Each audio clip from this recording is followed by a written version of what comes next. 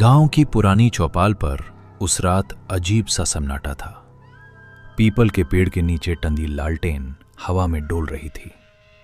ठंडी हवा के झोंके से उसकी लौ बार बार कांप जाती, जैसे उसे भी डर लग रहा हो। चौपाल पर गांव के बूढ़े, जवान और कुछ बच्चे भी बैठे थे। सबकी नजरें एक ही इंसान पर टिकी थीं, गांव के सबसे बुजुर्ग रामखेलावन काका पर। उनकी सफेद दाढ़ी, झुकी हुई कमर और गहरी बुझी सी आंखें। जब वो बोलते थे तो ऐसा लगता था जैसे कोई पुराना जख्म फिर से ताजा हो गया हो। काका ने गला साफ किया और भारी आवाज में बोले, तुम लोगों ने पीपल वाले कुएं की कहानी तो सुनी ही होगी, पर जो मैं बताने जा रहा हूं वो किसी ने नहीं सुनी। हवा अचानक और ठंडी हो गई। किसी बच्चे ने अपनी मां का हाथ कसकर पकड़ लिया। काका ने धीमे धीमे कहना शुरू किया, आज से ठीक 50 साल पहले इसी चौपाल से थोड़ी दूर उस कुएं के पास एक चीख गूंजी थी। सबकी सांसें थम गईं। वो चीख किसी औरत की थी, ऐसी चीख जो इंसान की लगती भी थी और नहीं भी। काका की आंखें एक पल के लिए चौपाल से हटकर अंधेरे की तरफ टिक गईं। उस रात अमावस्या थी। गांव का एक आदमी हरिराम देर रात खेत से लौट रहा था। जैसे ही वो कुएं के पास पहुंचा, उसे किसी के रोने की आवाज सुनाई दी।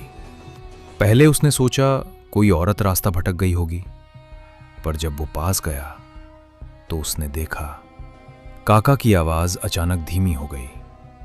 कुएं के किनारे एक औरत बैठी थी। उसके लंबे बाल जमीन पर फैले हुए थे, चेहरा झुका हुआ और कंधे कांप रहे थे। एक युवक ने हिम्मत करके पूछा, फिर क्या हुआ काका? काका ने कांपते हुए हाथ से लालटेन की ओर इशारा किया। हरिराम ने जैसे ही उसे आवाज दी, वो औरत धीरे धीरे खड़ी हुई, पर उसने मुड़कर नहीं देखा। हवा का झोंका आया और लालटेन की लौ लगभग बुझ गई। हरिराम ने सोचा शायद डर गई होगी। वो और पास गया और उसके कंधे पर हाथ रखा। काका की आवाज अब फुसफुसाहट में बदल चुकी थी, और जैसे ही उसने कंधे को छुआ, वो औरत बिना मुड़े अपनी गर्दन पीछे की ओर घुमा दी। चौपाल में बैठे लोगों की सांस अटक गई।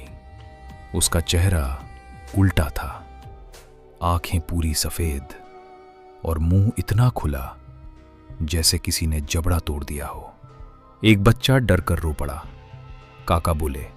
हरिराम की चीख पूरे गांव में गूंजी। जब लोग वहां पहुंचे तो हरिराम बेहोश पड़ा था, पर सबसे अजीब बात, काका अचानक चुप हो गए।